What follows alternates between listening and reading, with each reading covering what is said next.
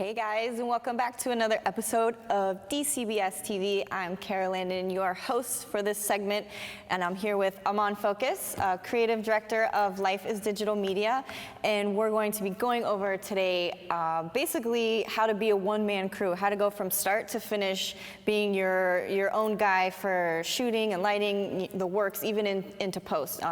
Amon is an entrepreneur, and he's the epitome of what a one-man show would be, and so we kind of want to talk about his workflow and see some things that he's done. So welcome. Thank you. Thank you for having me. I'm extremely excited to be here.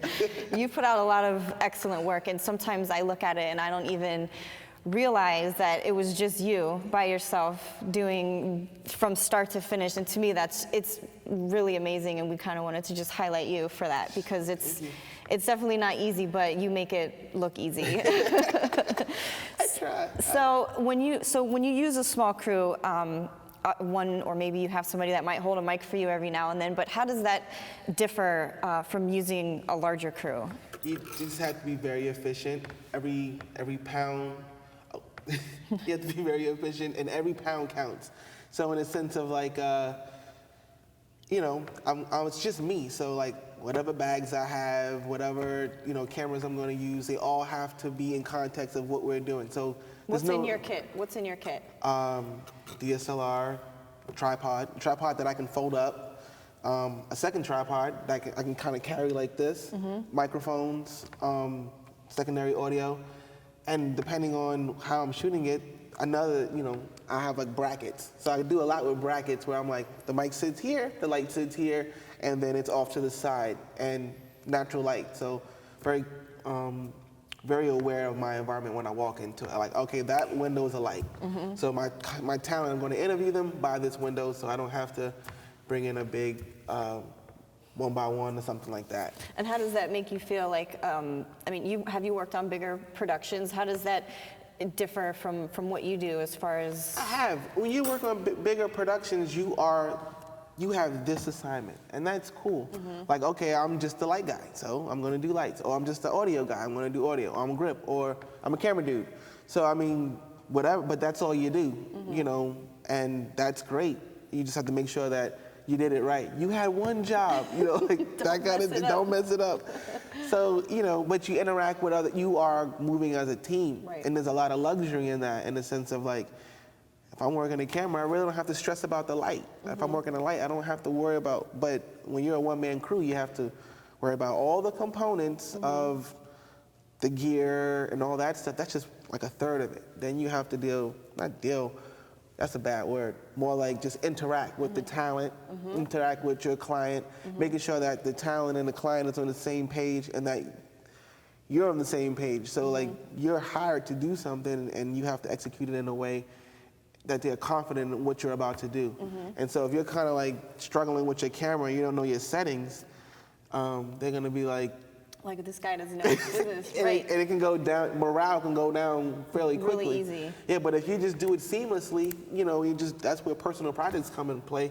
You get to be one with your gear. You know in the dark, this button is here, this thing is here. Okay, it's dark in here, let me switch to the low light lens, and I don't have the light, the battery died, so now what do I, you learn to improvise fairly quickly, and so if you stay calm and don't panic, the client won't see that you're, but the key is to not have any of that stuff happen, so. And I know you brought a piece here with you today that's really cool. I did. Can you tell us a little bit about that before we? This is called The Art of Dressing Up, and this is a piece that I did, just one-man crew. I didn't have anybody holding the mic at all lights. And it was a test. I wanted to see if I could make a person who is, he makes bespoke suits. How do I make it interesting, and how can I shoot it in a way that people would think it was a crew? So this is from you start to finish, and even into post? Even in the post. Like the music, I didn't create the music, but I chose everything and edited it all. Awesome. Cool. Let's take a look at that.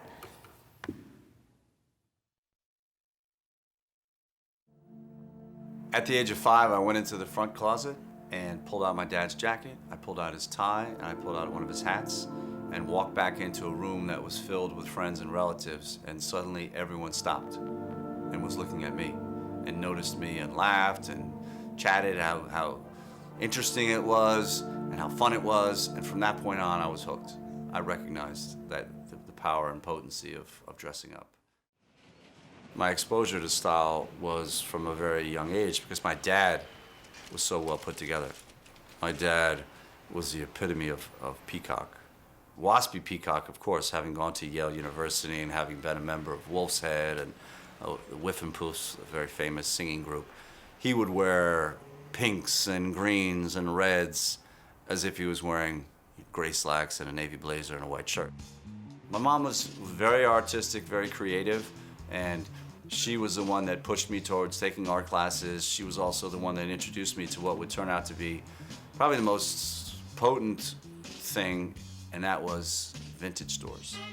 My interest in thrift resulted in me shopping almost every day, it seemed, and taking stuff to a tailor, because with my body type being 6'4", 200 pounds, I needed to have it altered. So I had a great relationship to a tailor, and working the door at a club called Pangea, I developed a relationship with the owner of a fabric store.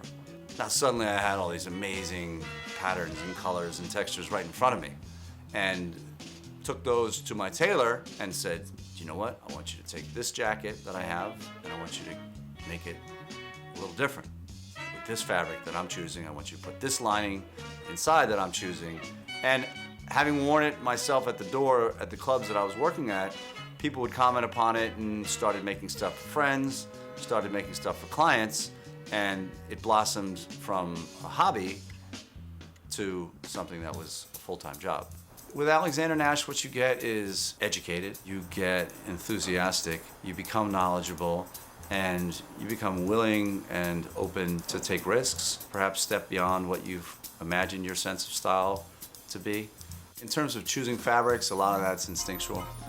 I'm always eager to take what's traditional and to try to tweak that in a way that represents something different, represents a willingness not to fall into the norm. And that might be creating a tuxedo jacket out of camouflage. That might be creating a navy blazer with an incredibly bold, hallucinogenic, inspired, colorful lining.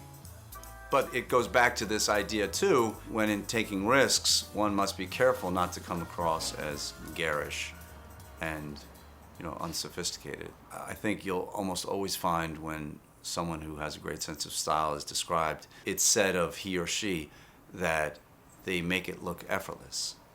And I think the simplest designs and the most beautiful designs are natural designs, like flowers. So as much as I might attempt to put together an ensemble that's beautiful, nothing could trump a beautiful flower.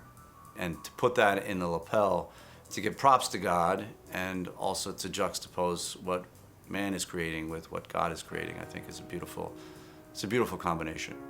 To me, the most important quality is one which is also the biggest paradox, and that is that the most powerful of all human qualities is humility. That's the overarching guiding principle that I live by and that I approach my work with. And it's very important for my clients to recognize that what I'm doing is undressing the art of dressing up, demystifying the process of getting dressed up. Getting dressed up should be about having fun. Getting dressed up is also not contingent upon money. Having a great sense of style has nothing to do with having the ability to afford an expensively made garment. My motto is, it's about inclusivity, not exclusivity. I'm not necessarily trying to create a brand that's expensive and that people can floss as if they've been led into some key that suddenly makes them better than anyone else. It's an expression, it's about being resourceful, and it's open to everyone. That's the most important thing, is that it's definitely open to everyone.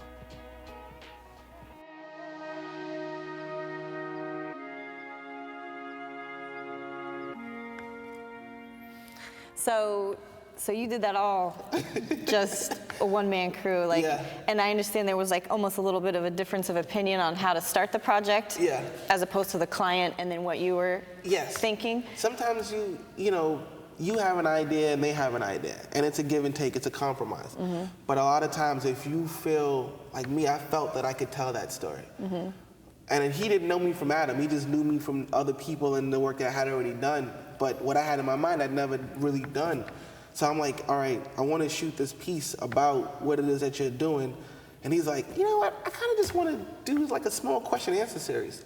And I'm thinking, all right, let's do it. So we did 3. Like I showed up for a couple of weeks. We shot those videos. He was very happy with them. He shared them, and then somebody sent him a link, and then the email was like, can you do this kind of a video? And it's basically the idea that I ran by him. The first time? Yeah, and he's like, Amon, can we do this? And in my head, I'm like, but what I wrote was, yes, we start Monday. And I just showed up. I didn't even wait for him to respond. Yeah. And I was like, so what are we doing? And then just blossomed out of that. Yeah, but it took me, with personal projects, you can have time. I had 8 months, and it just took forever for my schedule and his schedule to come together to create this 5-minute piece that I knew that I could, sell to parlay into more things. That's I awesome. got a great relationship with him and a lot of opportunities to just do other work. That's awesome. But sometimes you just have to compromise to get what you want. And if you let numbers get in the way, then you can't create the thing that you know that's going to get you where you need to go in the first place. Right. So I did those 3 videos for free, just whatever. Let's get that out the way so And we can then get down to the business. main piece. Yeah, and so it worked out. So how does that help you, or what do you, as Amon Focus, what do you need that's going to prepare you to be both the boss and the employee? Like, how does that work for you? Like, Because it's I've been working for myself since 2009, so around 5 years or so. When you work for somebody, they're telling you like, all right, this needs to happen, this needs to happen. You have essentially your schedule laid out for you. You have these assignments. But when you work for yourself, you have to create your schedules, your invoices, your estimates. You have to do all the that's the other third of it. The technical part, the people, and then all the paperwork that has the reimbursements and the taxes and all that other crazy stuff. So I mean, it all adds up. And what about your workflow? Like, can you give us like a quick rundown of My workflow is I shoot, and then I dump the cards. So the first thing I should tell you is that I organize my folders. The more organized you are, the quicker you can work. And on top of that, if I need to hand this project off to somebody else, they're not like, what the hell, like that kind of thing. So like I organize it the same exact way. Final Cut, audio, graphics, I do the same thing. And then I do the same thing when I open up Final Cut. Same folders, everything goes in its place. And then from there, I have like my codecs and exports and stuff like that. But I mean. But what happens when you don't have a camera with you, and say you just have a cell phone and you're traveling? That's perfect. A lot of times I'm doing, you're working for people, you break out all the big gear and you have the projects, but when you're on vacation, I still kind of want to monetize my vacation. Yeah. I use my phone. So just recently I went to Berlin and I walked through this old train yard that had hundreds and hundreds of pieces of graffiti all over the place. And so I essentially just walked around in the snow, curating what I thought was the best. And so with my phone, I'm just, without a microphone, without a tripod, just holding it and getting the shots that I needed. And so I asked somebody to just hold it, and I did my little intro. And then when I got home, I did this as if I did it with a DSLR. Took the files, made the folders, and then exported and uploaded it. And I think we have a clip of that too. You brought that with us? Yes. Cool. Can we cut to that clip of your footage of your Berlin shot on the phone?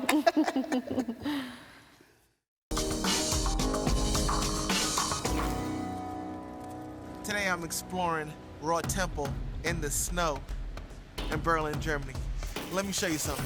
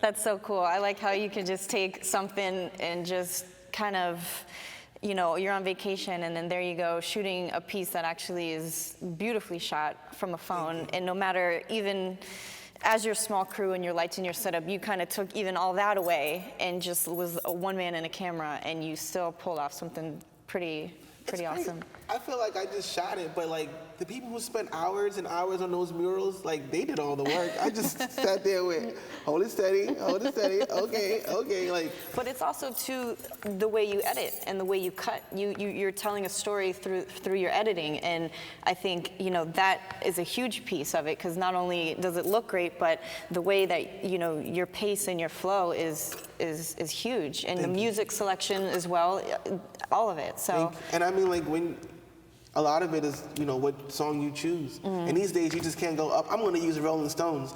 You got to go through, you know, whatever. How do you select your music? I feel it. Like I'm sitting there like this. No.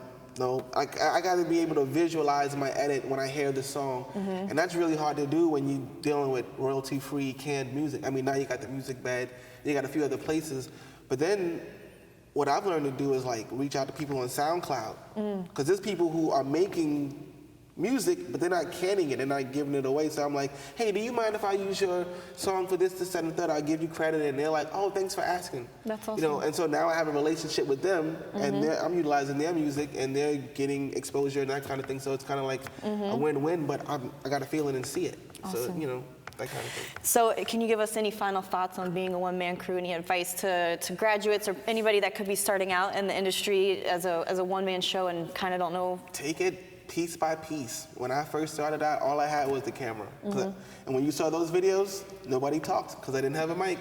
So how can I make it interesting enough to do without a mic? And then whatever money that I make off that video, parlaying into some work, don't buy sneakers or a jacket, buy a mic.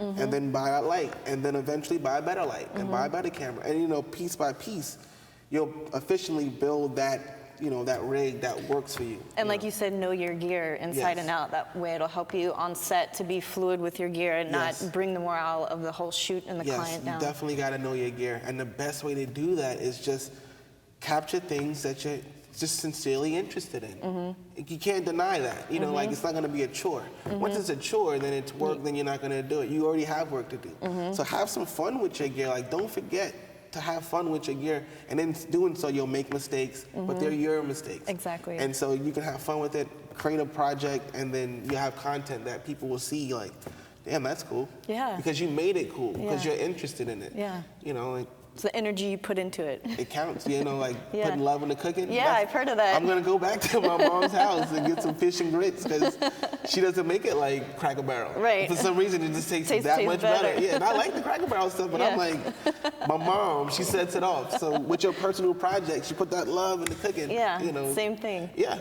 That's awesome. Clients pick up on it. Well, thank you so much for coming and sharing us your process. You have a lot of great information. I know we only have a short time, and there's so much to even I'm happy to be here. You know, talk about. But thank you so much for coming, and we look forward to seeing more of your work. Thanks for having me. Thanks, guys. We'll see you next time.